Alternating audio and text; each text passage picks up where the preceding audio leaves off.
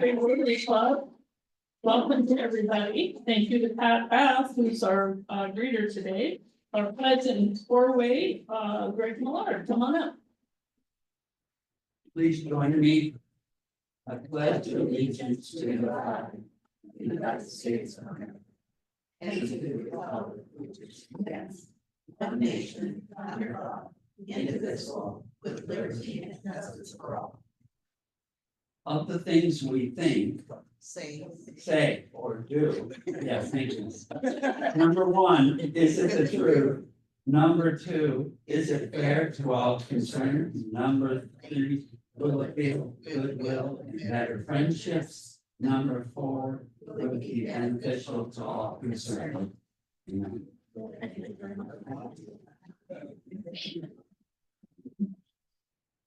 Inspiration, Mary Millard.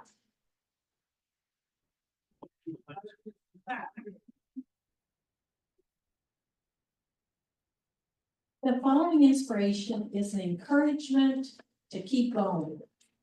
Winston Churchill once said, "Success is not final. Failure is not fatal. It is the courage to continue that counts."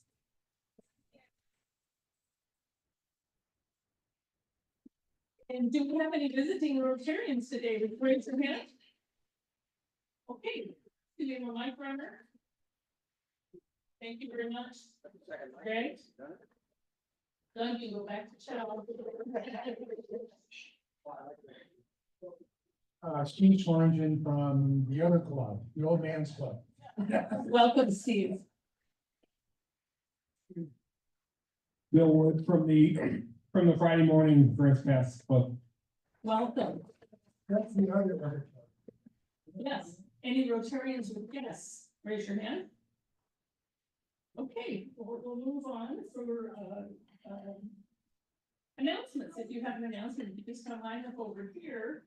And I'm going to give you a couple of quick announcements. We have just sent in $2,200 to the city of Grants Pass to help with the utility box decorations. What happens is they save up till they have 5,000, and they now have 5,000, so they'll be doing 5 more utility boxes in downtown Grants Pass. And I really want them to do the one outside the post office, because it's, I don't know if you notice it, the traffic is pretty big there. So but I'm excited about that, because that was the thing that I wanted to do this year. So also we have porch bench t-shirts in the back. And I'm buying 14 today because I'm giving them to some of our donors, and I hope others will do the same. So come on up. Hi, my name's Bill, and I'm here from the Friday morning Rotary, which you may have remembered from my announcement 30 seconds ago. We are doing our annual fundraiser, the First Crush. I was here a couple weeks ago to talk to you about it. Today, I'm here solely to guilt you into trying to buy some tickets, because we're not selling enough of them. So if you're thinking maybe you might want to do First Crush, it's a really cool thing. They've got free food and wine samples, and you can buy wine. It's at the Wildlife Images place at near Merlin. It's going to be really fun. June 21st from 4 to 7. Here's a poster. I only have 2, so I have to share. There's a website down here somewhere. firstcrushtickets.com. Okay, so please, if you're thinking about it, do it. We need some more ticket sales. Thank you. I'm going to jump in here and say that I'm going, or at least buying a ticket, and I think our social committee should try to get together 10 of us to go support our Friday morning Rotary Club and go to First Crush together. $60. Yes. 60. Yeah. I have 2 announcements. The first one is about the results of our Earth Week matching program with the Oregon Bottom Drop. We got $124 worth of returnables turned in during the 2 weeks that was going, which got us a $27 extra match. for a total of $151. And that brings our total for the 24-25 Rotary year to $890, going for 1,000. Now I'd like the following people to stand up, please. Debbie Brownell, Brenda Patton, Steve Rowe. Especially for our new members, you may not realize that just a few days ago, on May 6th, we celebrated the 33rd anniversary of our club's founding. And we have 4 founding members, charter members, still with us. The 4th one is Carla Robertson, who is what we call a R85, which means she, in the old days, that would mean you didn't have to come to the meeting, back when attendance was counted. Now we have those 4 that helped get this club started, and we want to celebrate our birthday.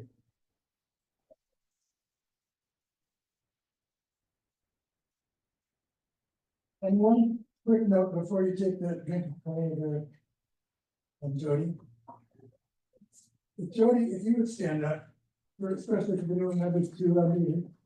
If you haven't noticed that she's up here just about every week, making an announcement about some things she's doing, like the backpack stuffing and the foods that fit, shoes that fit. Jody is the next longest tenured member in our club, other than our charter members, having joined in 1997. So she's been here for 28 years.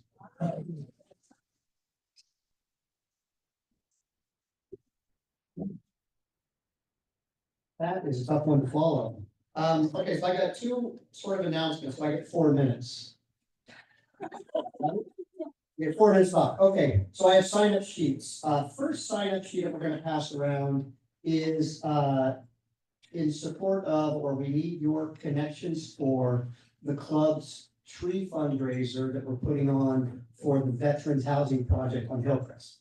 And so briefly, the Veterans Housing Project is moving forward. The funding has come through for the apartment buildings. What we're still raising money for is the community services building. That's the offices for the services for the veterans that live there and for that type of stuff. So this particular stuff, what our club is taking on is fundraising, a sponsorship program for a person to sponsor a tree in name of a veteran.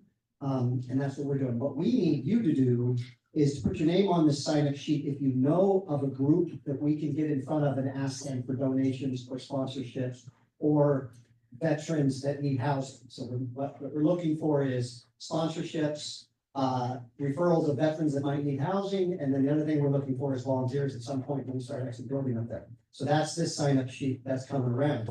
The second sign-up sheets are Porch Fest, and we need a few things to start getting people signed up for in Porch Fest. The first thing we're doing in the next week or 2 is poster distribution, which basically is putting posters in windows of businesses and or delivering them to the donor sponsors. So they have one for their businesses. So we need people to sign up, and you can run around and take the posters in the windows downtown, various places, and or deliver them to the businesses that gave us sponsorships. And when you do, if you do sponsors, smile, say hello. Flirt, do whatever you want to do, whatever. Let's say thank you to them for sponsoring us. And then there's a few other things on here. One I specifically need to make sure I have locked down is I need somebody to volunteer with a pickup truck to go to the city a day or 2 ahead of time and pick up barricades that we use to close the streets down with. And then you'll then bring those barricades back to the city the next week. They're lightweight, they're easy, you just need a pickup truck to carry them home. So we'll send those out. That's it, thanks. So I'm gonna say, so Hillcrest is moving along and what do I want to say? I want to say something nice about Robco. So Robco is Carla Robertson, who spoke at one of our founding members. She's part owner of Robco, which is they do excavation work, but they also sell gravel. So if you ever need gravel delivered for something, they're great. They also have a very high quality gravel. That is a weird thing. The gravel comes in different qualities. Robco has high quality, it's very hard gravel, it's really great for your driveways and whatnot. But they jump through their backside to help us get the irrigation ditch bridged, as we have to tunnel under it with the new water main. And that had to be done at the last moment instantly because the irrigation district is going to turn the water on. We can't do any of that with the irrigation water on. So they did all that last week in 3 days, at a last second thing, so kudos to Log Cook. Level kudos to Robco because Carla actually sponsors every year, is one of the sponsors of Porch Fest. And I know that a rock is really good because it's all over our house, our dry stack rock house. And I remember that when that rock was selected, my son said, "Oh, this is gonna be great." Well, it's good hard wrapped rock and not so easy to put together. But anyway, that's another story. All right, what's tomorrow? Anybody? Put your cowboy hats on for the magic of Rotary. Woo-hoo. Okay, so tomorrow is the big day. I put on your tables both kind of an idea of what the perspective is gonna be if you're a guest. You know, what you're gonna see, what you're gonna do. And I also have a list of people who have sponsored or have volunteered for key things, because I know, and Margaret can attest to this, that I said, "Margaret, you volunteered for such and such," and she goes, "I did?" And then it was like, "Oh, wait a minute, it wasn't you, it was somebody else." So look at the volunteer list and see if your name is on it, did I put you in the right spot? Anybody who wants to come, 8 a.m. in the morning, we will start at the fairgrounds, putting up tables, doing all kinds of things. And it's thanks to you that we are going to have, I think, a really amazing Western experience. And you'll get an opportunity actually to see Jody on a horse. All right, come on out.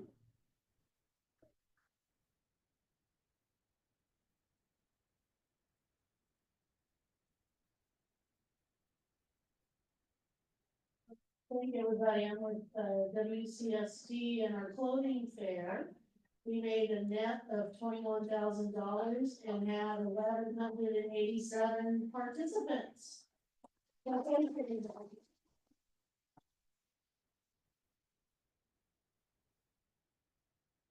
Wow, congratulations. That is a huge dollar figure for $1 and $2 a piece for items. So you know how hard that work is. And it isn't necessarily our club doing it, but a whole bunch of our club volunteers to help. So thanks to all that were involved. Did I have a reminder? Probably, but I've lost it for now. So without further ado, let's have Bela Toledo come up and introduce our program today.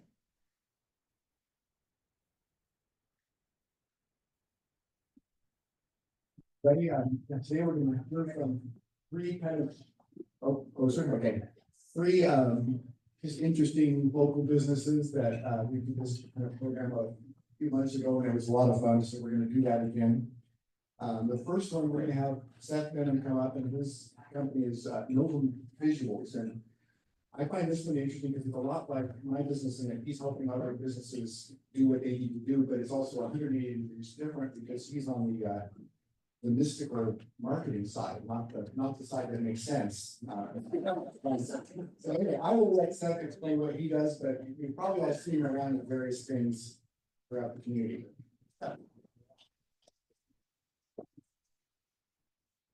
Thanks, everyone. Ooh, I have a fun fact. This group is 3.5 years older than me. I heard the year and I was like, so sorry everyone that's been in the group the whole time. Yeah, my name's Seth Benham. I know some of you in here. All this stuff, all the things I do. I own Novum Visuals. It's how I make money. I'm the president of the board for Main Street Grants Pass, which I'll also be presenting on here a little bit, and also Grants Pass City Councilor as of February. So, if you have any questions afterwards, I've got cards. Yeah. So Novum Visuals. I don't know if anyone here knows what I do or has seen me around. I've been in business for 10 years, since 2014. I graduated from Grants Pass High School in 2014 and started my company. So we do three main things. First and foremost, content creation. This is kind of our bread and butter. This is what we started with.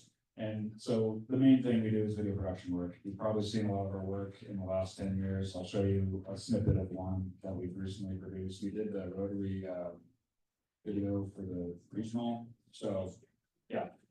So, I mean, that's, you know, pre-production, production, post-production, I call it script to screen, right? We do it all for our clients. And then photography, when needed. So that, again, but video production is a lot of work, so it's only 2 bullets, but it's a lot.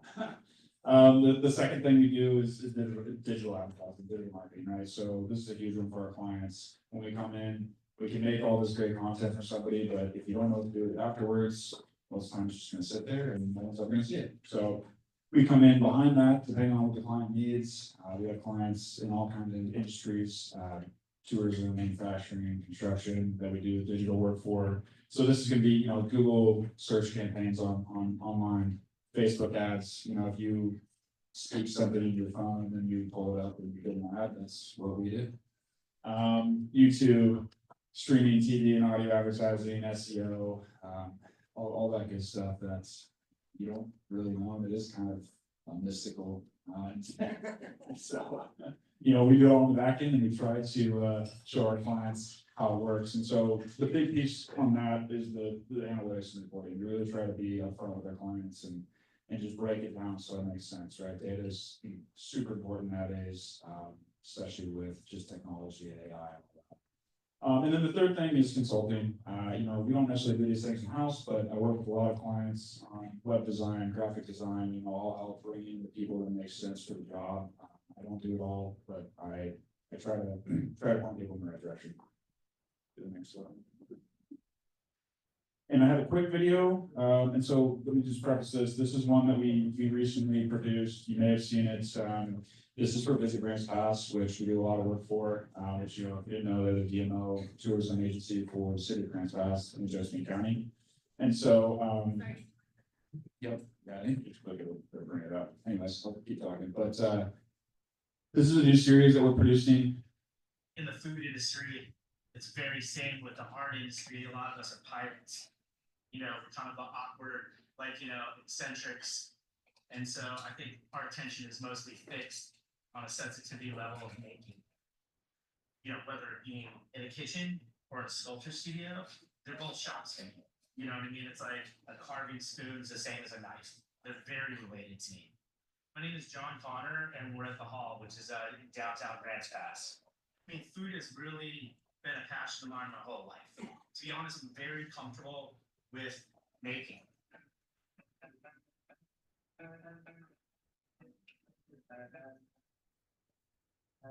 That didn't have a signature sound. I mean, I'll just go. You know, he, like, as an artist, kind of like the band beat. You know, I like everything to be like one of my shows. I was in a group show, which means there's like multiple artists in the room. I have no issues with myself. We really strive to do our own thing. Has anyone seen that video? No? Yeah. Okay. Well, you do now. You've seen it now. Part of it. It's long. I didn't want to show the whole thing.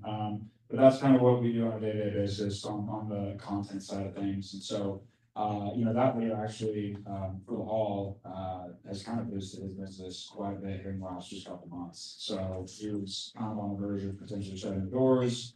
We went in and helped him out with that. And, you know, again, that's more for the tourism side, to draw people from outside of Grants Pass. And so we have a whole series that we just released one for the Weekend Brewery. We've got another one coming out of the House of Glory.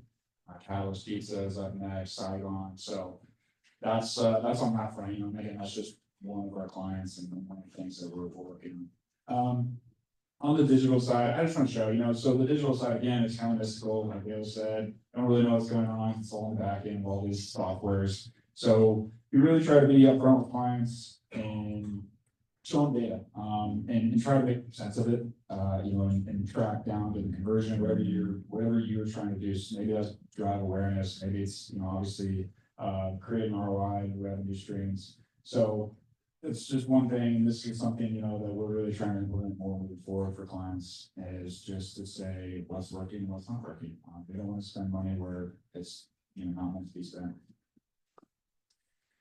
And then I just want to show, you know, for web design, these are a couple of sites that we've recently, both these are local companies, obviously, Southern Market Sanitation, that we helped facilitate new website design and launch for both these companies. Again, using outside, help from the valley. I like to try to keep things local as much as possible.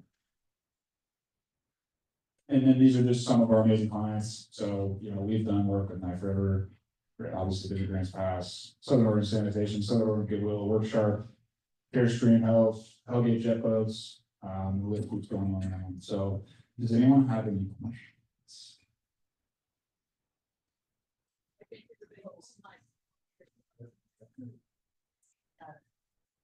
How many employees do you have? How many How many employees? people work for you? Yes. You know, I try to keep things lean. Employees aren't my favorite thing to deal with. But, we have, right now, we've got 3 full-time and then a 4th starting in 2 weeks, and we've kind of fluctuated, going up and down. All local, except one lives out of state right now in Florida, but he will be moving here next year, so. I have a question. Where do you see the videos? Well. Most of the time online, so if you're not active on social, you're not seeing as much, but, ours, you know, we have online like YouTube, but like for, like the hall, right, for instance, so that one is through Visit Grants Pass, so that one's being currently promoted, and run through a digital campaign for Visit Grants Pass.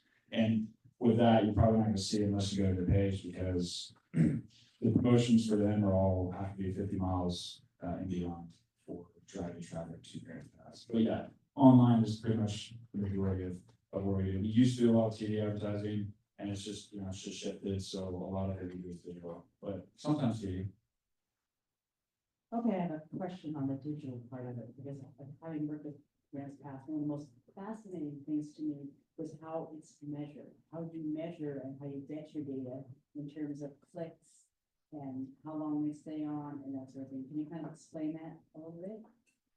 Yeah, I mean, that's the beauty of digital advertising is the data you have access to. You know, you can track, is, yeah, where people are coming from, how long they stayed on a website, what they clicked on websites, you know, and we're able to track, you know, for clients conversions in certain instances, depending on what the objectives are, but you know, all the way down to the purchase, right? So we can track exactly where somebody's coming from and how they got there. So yeah, there's so much there. Do you have access to actually show us the video that was for the district conference this weekend? I did not pull, I should have pulled it. I don't know why I didn't pull it up. I just figured everyone here saw it. It's really good. I can send it to you. No, I've seen it. I was trying to get everybody else. And that was actually, yeah, It's fabulous. with partnership with the Grants Pass, a lot of footage that we've shot just over the years for tourism. Anyone else? I'll be back.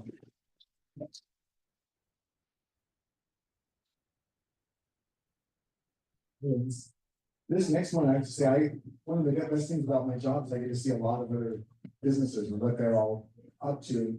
This one has to be probably the most interesting business I've seen. And this is Dave and his falcons. And it is, when I first heard that he was a falconer, I kind of was thinking, what does that mean? I was picturing like the educational things you might see in wildlife images or, you know, that sort of thing. But no, he's got I don't know, a flock, is it?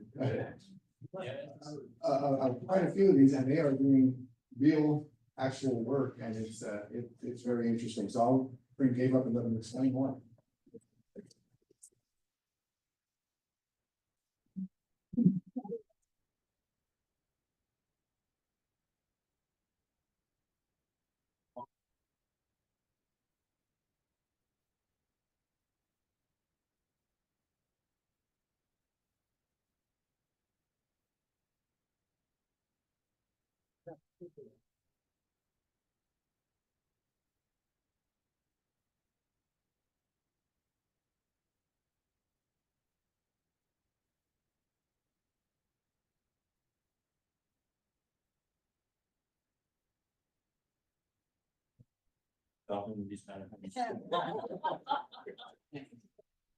My name's Dave Hall. I've been,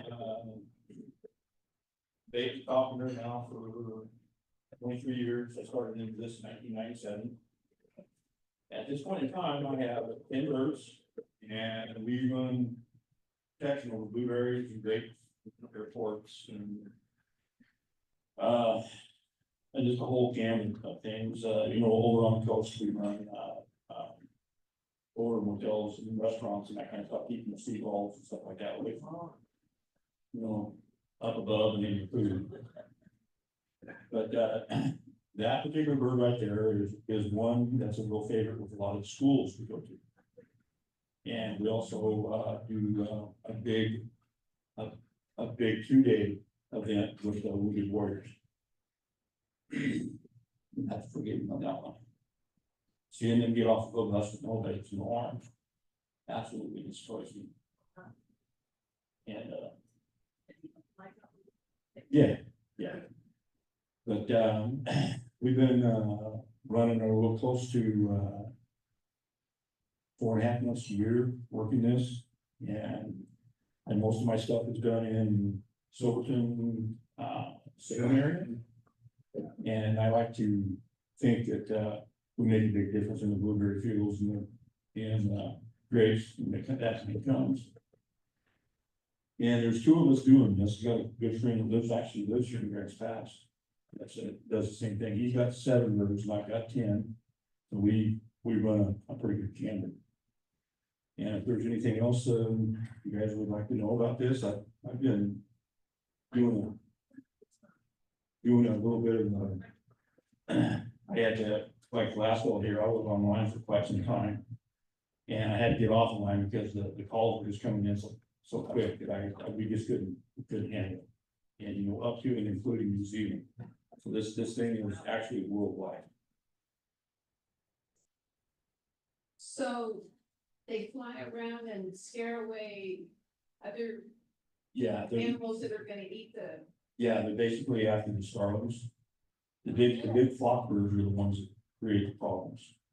Say you got a 90-acre field of blueberries.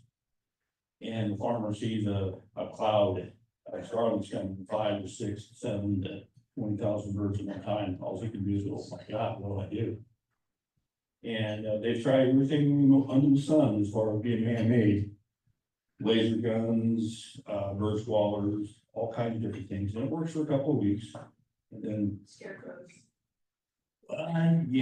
up to kites and that kind of thing. And they'll do real well for a week, 10 days, and then they don't work anymore. And they've actually spent as much on that kind of stuff as it would be for me to be there for 3 years. And Who thought of this? Did you start? oh no, I didn't start this. I'm a product of a guy that's been in on the Peregrine Fund and all that kind of stuff, in California when DDT almost wiped out our peregrine. And he's been in this program for close to 60 years. And there's another guy that I used to work for, has been at it for 50 years. So I'm a pup when it comes to this kind of stuff. My question is, peregrine falcons are a protected species, and how do you acquire the birds? The peregrine falcon wild is a protected species, and there's 7 different kinds of them. Some of them we can have, some of them we get a special grant or permission from the federal government to catch, or to even take one from the nest. But that bird is under constant protection from the federal government. In other words, even me, the birds that I have are all bought and paid for through breeders throughout the country here. That bird over there came from Redmond, and I got another one the same, like it's his brother. And I'm subjected to spot checks anytime they want to show up.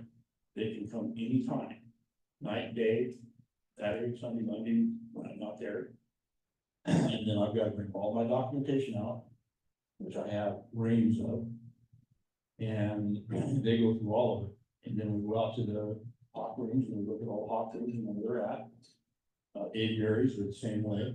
All of those are they've all got codes that I've got to meet. And if I don't meet those, they can pull my license anytime. Okay, over here. All right. Microphones.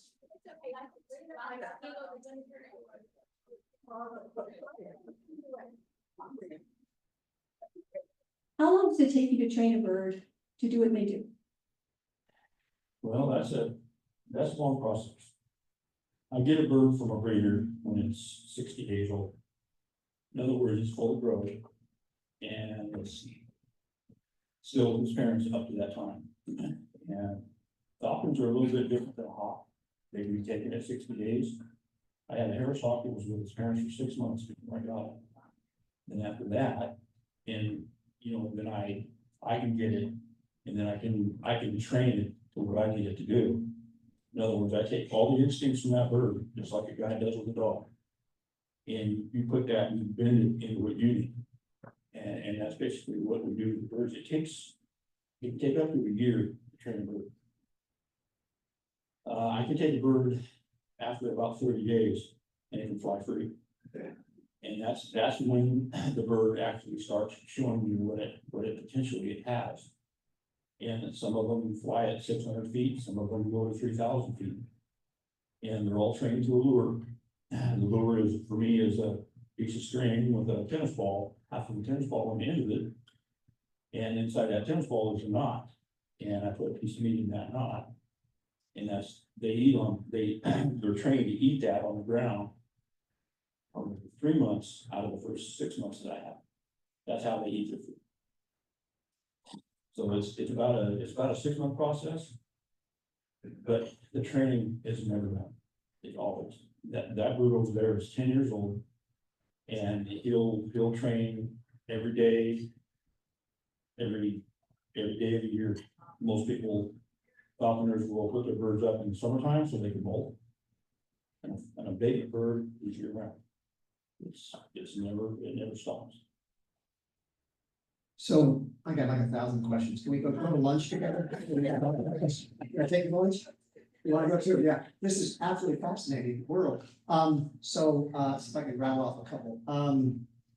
The business model is then a vintner will call you and say, hey, I think I got a flock of birds coming, and you drive out there real quick with your bird. That's question one, and kind of what's that process? Then are you actually out there directing the bird, or can you like walk away and go sit down and relax and the bird does the business? And then will wild falcons, if there were more of them, would they sort of help keep the population down? That's just true. I'm going to answer that in reverse. As far as the wild birds that are out and about, first off, those birds are hunting for themselves, and we are in their territory. And when they find a threat, just like anybody else, they're going to get after my birds and try to run them off, or even try to fight. And occasionally, with a smaller bird, maybe even take it and have lunch. And at that time, that bird's got about $750 worth of telemetry on its legs. There's radio telemetry on one side and GPS telemetry on the other. And I have a satellite antenna on my back. And also with my iPad, there's an app like for everything else out there. And I think that app will show me right where that bird goes when it's on the GPS.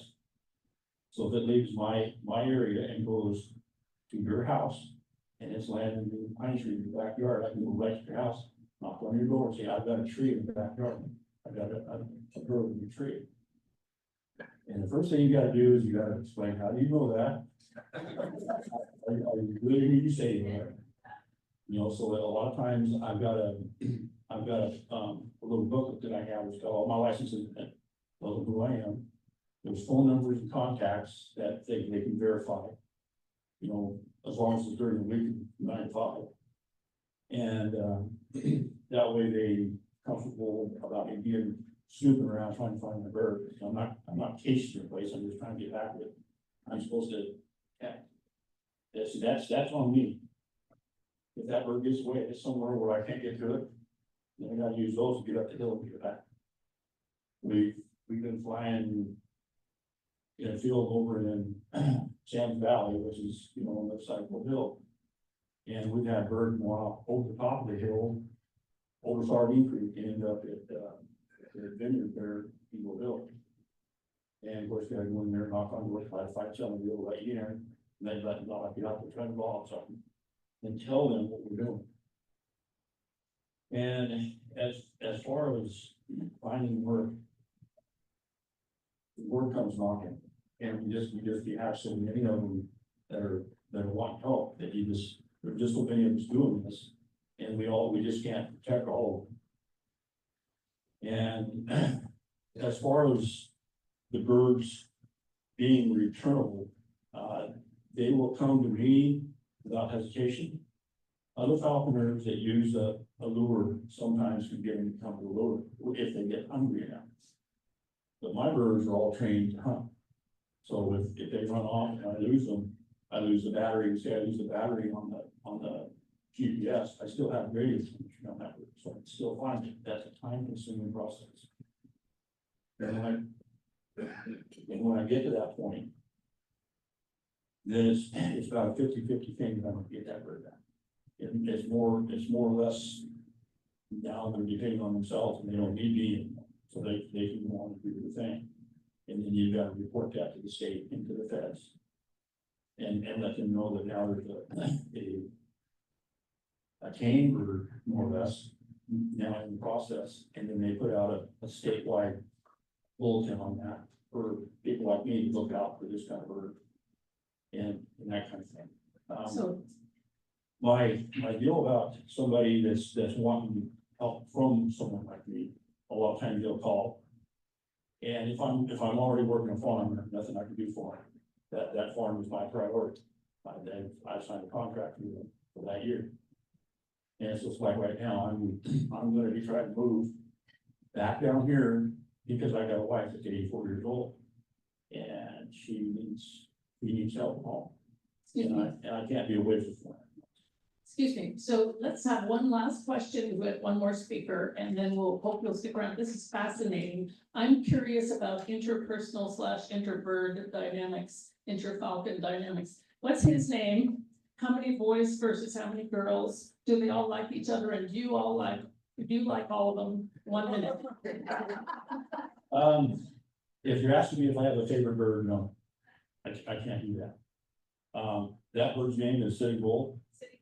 My heritage is I don't look like it, but I'm Cheyenne and Sioux. So all my birds have got Native American names. And this bird is a 400-foot bird, flies at 400 feet, and it will follow me from here back out to the freeway. It never leaves. You know, they do 100-yard circles around me. They can be 400 feet up. I don't watch that bird. He's 1,000 feet up. But according to the GPS, I'm a red dot and he's a blue dot. And that red dot is just almost on top of my blue dot. So I think that was another one of your questions, is how they, you know, I think the youngest bird I have is 6 years old now. So they all know the dream and they all know how the business works.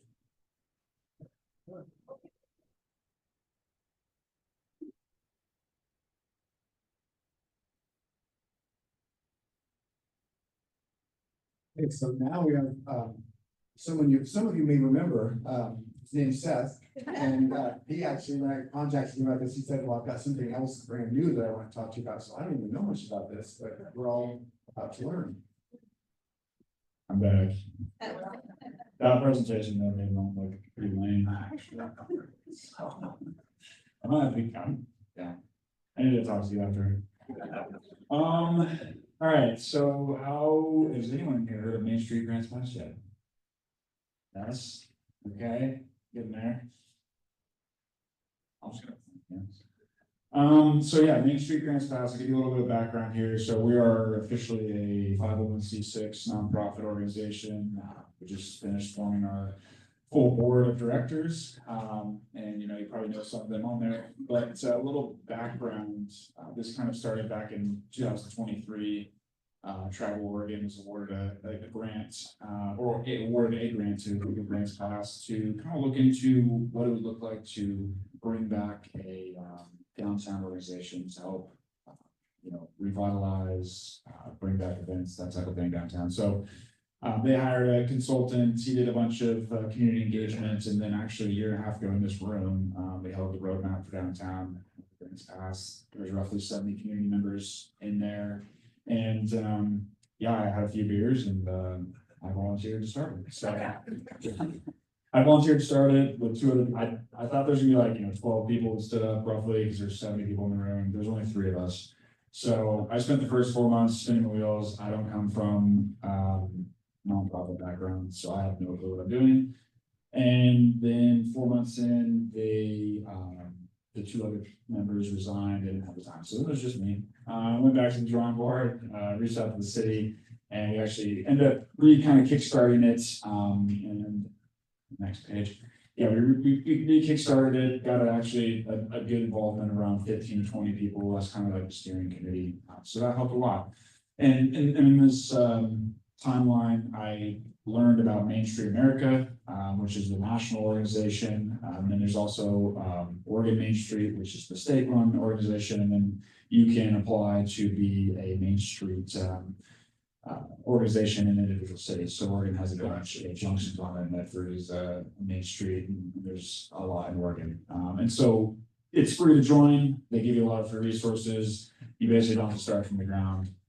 They have everything you need to get going. So we ended up becoming a Main Street organization last year. And currently our boundary line, I don't have an updated map because we just extended it, but it's from C Street to the river now and about a block over each way.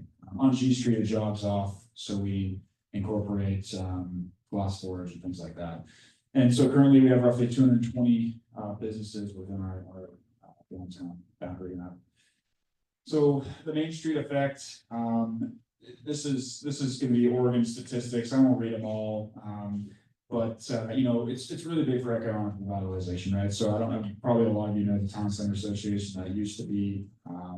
So that's kind of what we're forming to kind of take over some of the duties and things that they did. And so, you can see here, it's generated roughly $140 million in direct economic impact since 2011 to 2021. It's really big in historic preservation. I'll get a little more into that in a minute. Obviously, tourism and customer attraction. And one thing I'll mention, it's not actually this presentation, is I call it the 4-legged table now. So we've got Main Street Grants Pass, we've got Visit Grants Pass, we've got the City of Grants Pass, and we've got the Chamber of Commerce, all organizations that work together and not against each other. We work, actually Terry Hopkins, CEO of the Chamber, is on the board. Dan Buck, the director of Visit Grants Pass, is on the board, and we work with the city, obviously, quite a bit. And so part of that, is that promotion piece. Dan focuses on promoting outside of Grants Pass, and Main Street will be focused on promoting to the local community. There's a lot of people that just either don't go downtown. Currently downtown's going through some stuff on A Street, so we all know about that. So hopefully we can kind of figure that out and get downtown back to where it needs to be. But yeah, we have a lot of great events that are happening right now. I'll go next. This is our mission and vision. I don't really want to read it. It's kind of long, but the whole vision and mission for Main Street Grants Pass is just to revitalize downtown, bring back some events. One of the big ones we want to bring back is back to the 50s and the actual the car show downtown, right? So sorry. That's not gonna happen this summer though, so that'll be next summer. It's gonna be a big undertaking to make that and pull it off how we want to. Some goals for downtown Grants Pass. Obviously, strategic business attraction and retention. We currently have roughly 40 vacant commercial units downtown Grants Pass, right? And that's, I'm pretty sure, lower level only. So that's a huge one. Enhanced tourism, obviously, improve public spaces, fostering community pride. Obviously, the city's working on an outlot renovation, which is going to happen, I am told, next fall. I've been asking. And diverse and sustainable revenue streams. And so, that's one thing we're working on right now. We are seeking some funding from the city to help us kind of get off the ground, hopefully hire an executive director. The whole board is a working board, so we don't get paid and we work a lot. Well, I put in a lot of hours, and so we really want an executive director to be able to spearhead all these initiatives and make sure things go forward. And we're also taking memberships, so we are a membership-driven organization. And, we will have an event, it's not officially planned yet, but it's gonna be in June, kind of meet the board. So if you are a downtown business or you know anyone, you know, hopefully get that information out for that coming up. Next. Second, economics and community benefits, obviously higher property values and increased tax revenues, job creation, tourism growth, again, that's a huge one, and improved public safety. You know, one of our big initiatives right now is downtown cleanup. It's something that's come up a lot, something that's come up in council actually from the community. And I actually just noticed, I should have put a picture up here, but somebody pressure washed in front of their business, the sidewalk, and I walked past it a couple days ago. I was like, wow, this is really nice. And there was a line where they stopped. So it's crazy how dirty it actually is. So that's one thing we want to get going. We're really trying to figure out how to do that more often because I think it'll really help downtown. Another big thing is I'm going to work on applying for a grant through T-Mobile. It's a quarterly grant for up to $50,000, and so this first one, if we can get it, our goal is to put in a awning replacement program for downtown businesses, because there's a lot of awnings that are old, you know, they got all kinds of stuff on them, so. Next. And then the Oregon Main Street Revitalization Grant, this is the big one, and I'll wrap up here, but this one is, you can only apply for it if you are a Main Street organization, and so this, we just applied, it ended in March, it closed in March, and we should find out in the next couple of weeks, actually. So this was up to $400,000 grant for a downtown business, technically, who wanted to apply for it through us. And it's infrastructure based, right? So it's only for building improvements, that kind of thing. And so we had 2 applicants, and this is a real scramble because none of us are grant writers. We actually made them hire their own grant writers. We don't have any money, and none of us are grant writers. So luckily, they each hired a grant writer for theirs. And so one of them is Partake. I don't know if you've ever been there. It's a wine bar restaurant. So he just bought the King Jewelers building. And so he's renovating that into a 2-story high-end restaurant and wine bar down below. So he applied for a $400,000 grant. And then the other one is the Children's Museum, which is the old Dutch Bros HQ. So they also applied. So hopefully both of them get it. That'd be great for downtown. So we'll know about that within the next couple of weeks. Questions? We meet afterwards. Yes.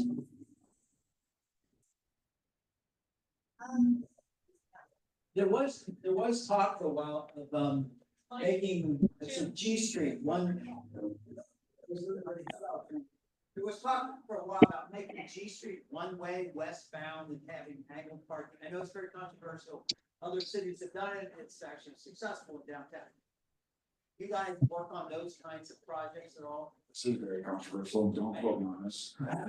I did not say this. But yeah, I personally want to look into that. And actually, there's some movement on this. There will be some movement on this. There's some people that are really against it, as we know. And so, you know, it's kind of just, I want to do the due diligence, so I want to get people involved and hear it. If, you know, I think if the majority wants it, then we should move forward. So yes, I didn't say that, though.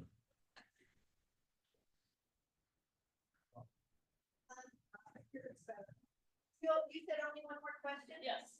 Okay, well, I don't want to want to know when you said there's a grant, that Partake, and where's that money coming from? Is it coming from the state? Yes, that's a. Thank you. I will just say that it is a fund through the state of Oregon. It's every 2 years, so it's every 2 years the grants available. In the last time it was only 200,000, so they actually doubled it this time. So it's $400,000 per application. Medford, I think, got it last time for the Hallway Theater. There's a lot of So it's, I think, you know, and I think both of the applications are unique and offer a lot of good economic revitalization for downtown. So I can't see why. Hopefully they would not both go through. Thank you. Talk afterwards. Thank you so much to both of our speakers, and thank you for everybody for being gracious as we kind of move things along here. I hope you'll both stay and answer questions. And meanwhile, I think we have a sergeant coming up. Where is she? Margaret, come on up. Margaret Bradford today.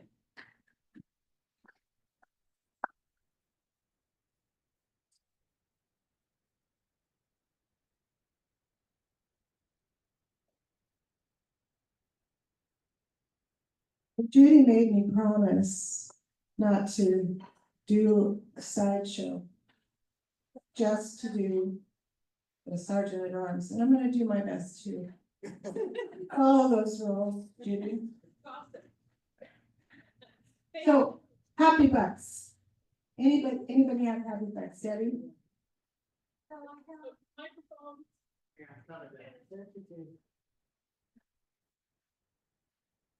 I have 45 happy bucks for our 45th anniversary. That we spent in Spain and Portugal, where we went for 3 weeks and had a fabulous time, and I'm so happy. And then I'll throw in another $5 for an advertising deal. My PEO chapter is putting on a art in the garden that's separate from the art museum's art in the garden. But it's just one garden of the president of our chapter, but it's a beautiful space on the river. And we've got 22 artists who will be selling artwork, and we've got raffles, and if you want a ticket for $20, I've got it. She had one extra $1 and I forgot my money, so she gave me her $1. And tomorrow's my 38th wedding anniversary. Oh, congratulations.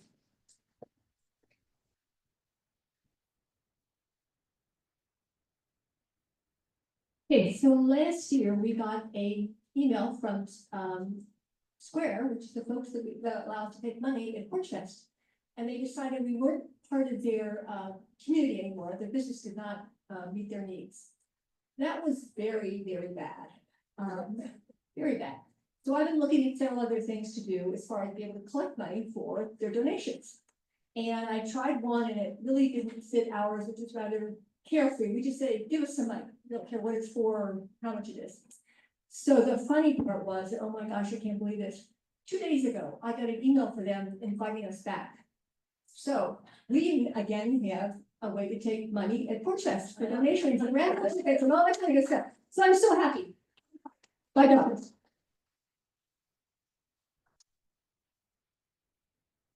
I have 3 happy bucks, one for my daughter, one for my niece, and one for my niece's son. I just saw them for 10 days in North Carolina, and it's so filled in the family bucket.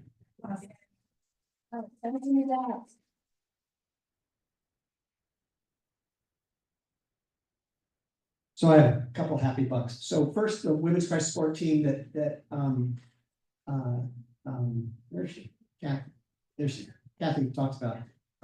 But Jan is part of that event, and I wanted to call her out, especially say thank you to Jan. And the funny part of the story is because Jan organizes the volunteers, they organize all the clothes ahead of time. And I might misspeak a little bit because I just go there as a laborer. But she's very particular about who she allows into this whole thing. And that is a funny thing to hear somebody else on the outside who's a competent, smart, successful woman runs the YMCA. Say, I'd like to come do that. Well, I don't know, you have to be interviewed. Then they got to test you out. And they, it's like, she's been volunteer for a day. Well, no, we're going to test her out. Jan is very picky, and it's a very fun thing. But she's got a great crew and it really runs really well. And then my other happy bucks are for Bela for this presentation, and for Seth and for the gentleman with the falcons. That was really interesting. And I literally like to take either of you to lunch sometime and hear more about these things. So. I have 20 happy bucks because this is a big day in Oregon. I don't know if you saw the news today, but nationwide opioid deaths went down by 27% nationwide. That's a big deal for the country. It's a bigger deal for Oregon because we have been going up every year for 6 years since pre-COVID. This is the first time Oregon has gone down. It's down by 27 deaths, 27% from 1,900 deaths in 2023 to 1,480 last year. We expect it'll continue to go down. And the 2 reasons for it are, number 1, more Narcan awareness and teaching and distribution. And number 2, more ability to offer addiction services. This is where we need to go. This is where the funding is being hurt right now nationally. but it's already making a big difference. What has been done in the past years in Oregon, finally a success.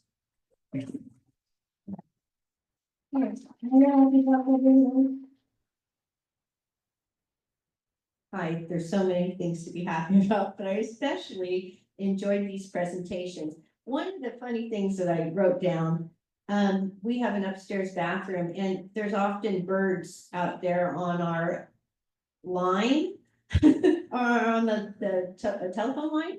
And I think, are those birds hooked up with a camera?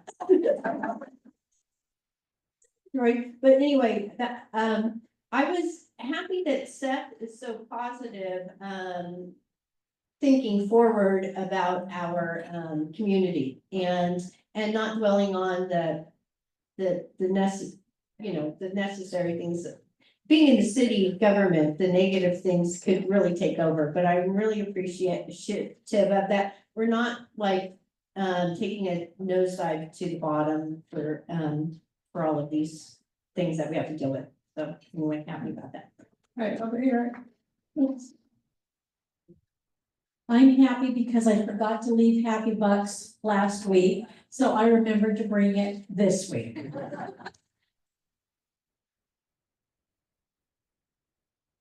I've got several Happy Bucks, and yes, Seth, thank you.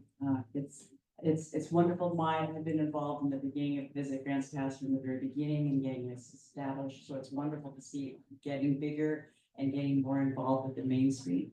So I'm really excited to see that. So I'm really positive for that. And I'm also very positive because my husband just had major surgery last week and he is doing well afterwards. And he was very frightened going in because he's had surgeries before where they told him they didn't know he would survive it. So yeah, so it's been a positive week. Good.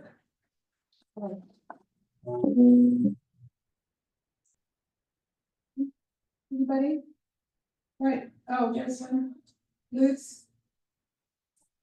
Oh, just real fast, I've been reading a book my sister gave me, it's nonfiction, it's about Shakespeare's wife. Well, it's about Shakespeare and his son and his wife, who's a falconer. And then he showed up and talked about falcons. I like the coincidence and it's fascinating what you taught us today, thank you. Okay, one more, Brent. I have several Happy Bucks. One is for all the mothers who celebrated Mother's Day Sunday. One is for, we're talking about birthdays and things. The Four-Way Community Foundation will be celebrating our 50th birthday on June 5. If you haven't signed up, it's fourwaycommunityfoundation.org. We'd love to have you visit it.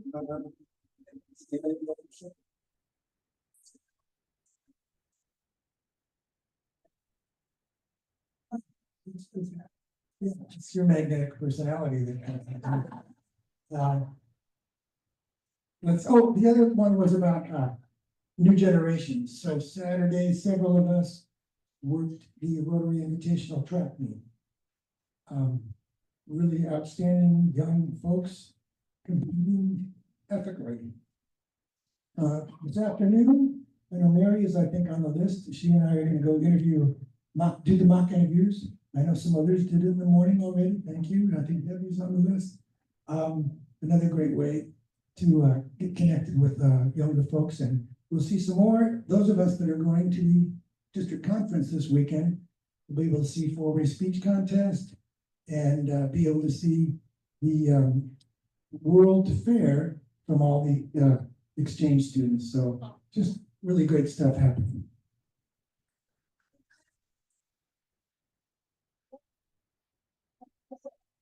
No, but I got one quick more advertisement. A week from today, the Japanese jazz band is joining our jazz band at the high school for a fabulous concert. They want to pack the house. Okay. Thanks, everybody, and Margaret's gonna have the card draw over here. Let's drum and roll, see who's getting rich today.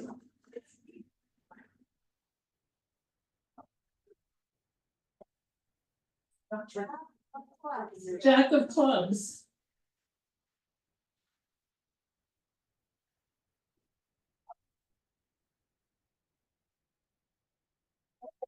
I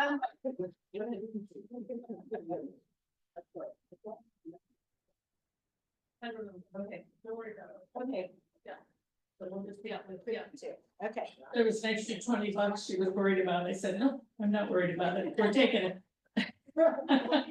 Okay, so the thought for today, let me turn that over my.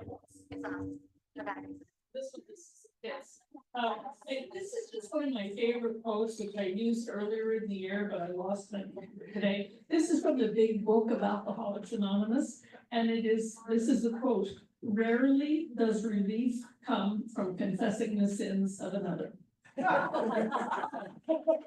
We will see you next week. I'm gonna be out of town. I'll see you the week after that. Great program. Thanks, everyone. Thank you so much. No problem.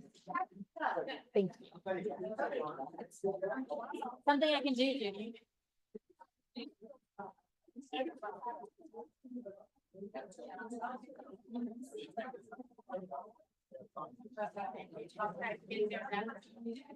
Oh, thank you.